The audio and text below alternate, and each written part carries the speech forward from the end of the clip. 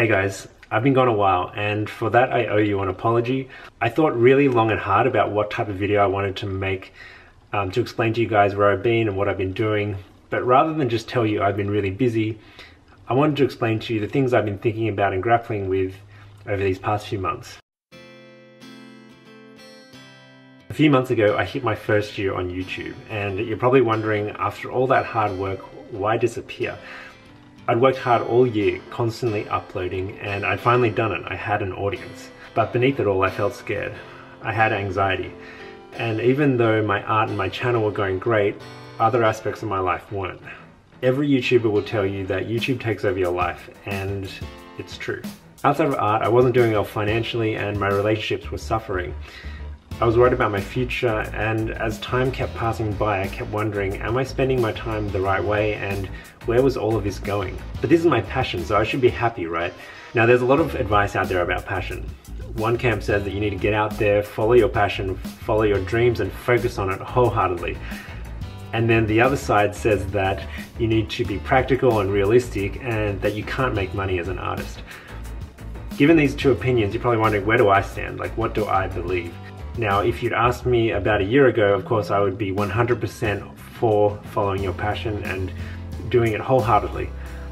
If you ask me now, I probably wouldn't choose either side. The truth is, we live in a really complex world, and sometimes the answer can't be boiled down to one or the other. It must lie somewhere in between. I've been trying really hard to figure out a way to make all of this work while still pursuing my passion.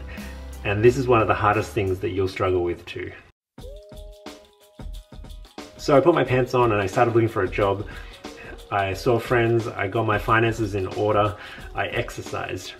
I told myself that I'd only focus on these things for a short while I figure it all out, and then I'd get back to working on Jaywalker pictures as soon as possible.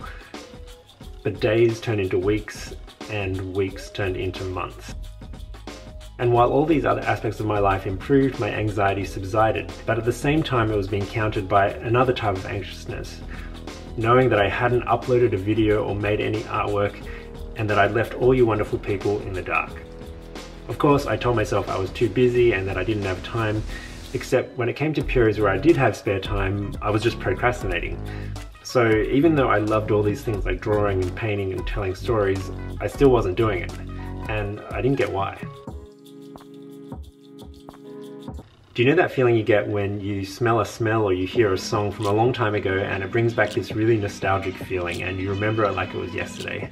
Well, I get that feeling when I look at my old sketchbooks. They're not pretty, but they remind me of the things I was thinking about and what I was feeling at the time. I realized my problem wasn't a lack of ideas or time or willpower. For me, I'd lost sight of my original vision. My motivation was all wrong. See, I wanted to upload videos because I was afraid the YouTube algorithm would penalize me, rather than wanting to upload videos because I wanted to tell stories and I wanted to share the things that excite me with you. And that's the second hardest thing about being an artist. There's so many distractions, and it's really easy to lose your way.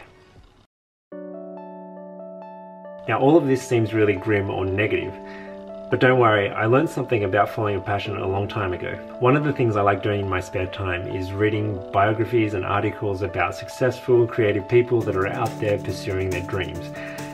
And I was always in awe of them. Like, how could they be so active? They were always doing so many things. Like, where did they find this passion? But I had it all wrong. See, these people weren't finding anything. They were just being themselves. And it was only when we viewed them as a third-party outsider that their passion became evident. To them, it was just normal.